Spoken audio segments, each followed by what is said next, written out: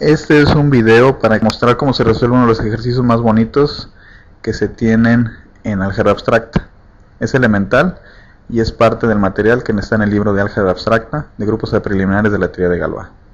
Este ejercicio se encuentra en el capítulo 1, sección 1.7. Es el ejercicio séptimo. Su enunciado dice lo siguiente: sea G un grupo de orden n, cuya factorización en números primos se lee como p sub 1 al alfa 1, p sub 2 al alfa 2, así hasta p sub l al alfa l. Como ya dije, todos los p sub i son primos y vamos a pensar que están en orden. P sub 1 es estrictamente menor que p sub 2, que es estrictamente menor que p sub 3, etc. hasta p sub l. Y vamos a pedir que cada uno de los exponentes sea un número natural, es decir, un entero positivo. Ahora, supongamos que hay un subgrupo H del grupo G que cumple que el índice de G en H es precisamente el primo más chico que se dio en la factorización del orden de G. Si existe semejante grupo H, entonces tiene que ser normal en G. Ok, vamos a hacer la demostración. Vamos a considerar la situación en que hay dos subgrupos no necesariamente distintos de G, tales que los dos cumplen con tener índice P sub 1 en G. Estos son los subgrupos H y L. Entonces la primera cuestión que debemos de considerar es que por el problema 5 de la sección 1.6 tenemos esta muy bonita fórmula.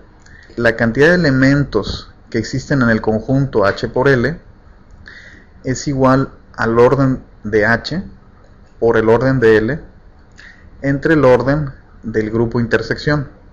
Sustituyendo, el primer valor es n entre p sub 1, el segundo valor es n entre p sub 1, y ese producto, junto con la división, tiene que dar una cantidad menor o igual al orden de G. G es un grupo, entonces cualquier subconjunto que se multiplique ahí por otro se queda dentro de G, donde ese valor da n. Entonces vamos a considerar cuáles son las posibilidades para H intersección L. Hacemos un despeje rápido y nos dice que el orden de la intersección es un número que tiene que ser mayor o igual que n entre el primo más chico elevado al cuadrado. Ahora, ¿qué posibilidades nos deja eso?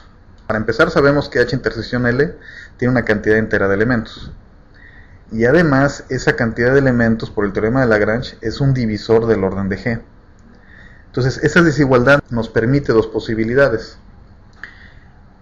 Ese orden es n entre p sub 1, es decir, H sería igual a L, o el orden de intersección es n entre p sub 1 al cuadrado, en cuyo caso realmente tendríamos que H y L son distintos.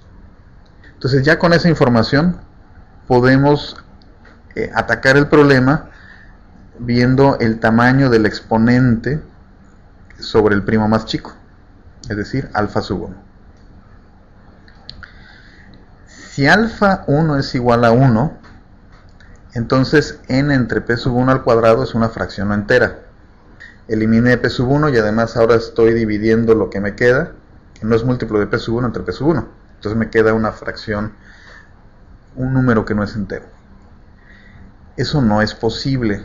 Ya habíamos dicho que el orden de un subgrupo tiene que ser un entero. Entonces la única posibilidad es que el orden de H intersección L sea exactamente n entre p sub 1.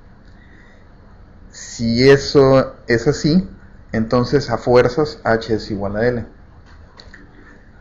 Como L era arbitrario y tenía que tener la misma característica que H, de tener orden n entre p sub 1, entonces lo que estamos diciendo es que cualquier subgrupo de G que tenga índice p sub 1 tiene que ser a fuerzas H. En particular, sabemos que si conjugamos H por cualquier elemento de G, es decir, si consideramos el conjunto XH(x-1), pues ese va a ser un subgrupo de G, y como conjugar por un elemento es un automorfismo, entonces XH(x-1) tiene exactamente la misma cantidad de elementos que H. Entonces el argumento que acabamos de mostrar lo que nos dice es que a fuerzas H tiene que ser igual a XH(x-1). Entonces, como esto es válido para cualquier X, pues entonces el grupo H es normal en G. Ahora, el argumento que mostramos hace un momento, lo que nos dice es que es suficiente con que haya un solo subgrupo con ese tamaño para que sea normal. Entonces, si hubiera un solo subgrupo con ese tamaño, pues ya acabamos. Entonces, para estudiar el caso que queda, lo que vale la pena, pues vamos a suponer que el enunciado es cierto para alfa 1 igual a k. Vamos a suponer que vamos al siguiente nivel, que alfa 1 ahora es k más 1, y que existe algún otro subgrupo de orden p sub 1 en G, que se llama L, y no es H. En tal caso, como son distintos, como ya habíamos visto antes, el orden de H intersección L es n entre p sub 1 cuadrado. Entonces quiere decir que el índice de H intersección L en H es p sub 1, y el índice de H intersección L en L es p sub 1. Entonces, por la hipótesis de inducción, H intersección L es normal en H, y H intersección L es normal en L. Ahora bien, ya se ha demostrado en el problema 13 de la lección 1.5 que si un subgrupo es normal en otros dos, entonces es normal en el generado por ellos dos. Entonces es claro de la fórmula que habíamos mencionado que H y L generan a todo G. Entonces H intersección L es normal en G. Ahora, como H intersección L tiene orden n entre p sub 1 al cuadrado, pues entonces el grupo cociente G entre H intersección L es un grupo de orden 1' al cuadrado. Por el problema 8 de la sección 1.7, sabemos que un grupo que tiene orden 1' al cuadrado es abeliano. Y en un grupo abeliano cualquier subgrupo es normal. Entonces, en particular, el subgrupo del grupo cociente G entre H intersección L, el subgrupo que es H cociente H intersección L, tiene que ser normal en G sobre H intersección L. Entonces, podemos aplicar ahora el teorema de la correspondencia biyectiva y entonces podemos asegurar que como H entre H intersección L es normal en el grupo cociente, entonces H a fuerza será normal en G. Ejemplos de este argumento que acabamos de mostrar los podemos encontrar en el grupo de movimientos rígidos del cuadrado, el grupo diédrico con 8 elementos. Allí hay un subgrupo de tamaño 2 que es normal en el grupo grande, y además hay varios subgrupos de tamaño 2 que no son normales, ¿no? Es el ejemplo que se usa para mostrar que la normalidad no es transitiva.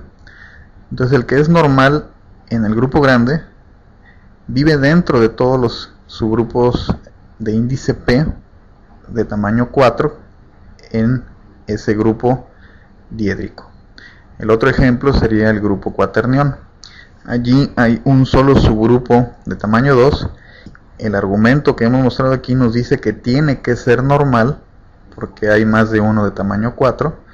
Ese subgrupo de tamaño 2 tiene que ser normal en el grupo grande. Entonces tenemos este bonito argumento y tenemos dos ejemplos en los que es muy fácil verificar cómo funciona. Entonces, con esto hemos terminado la prueba y dado una idea de dónde puede uno ver más claro lo que se está diciendo. Gracias.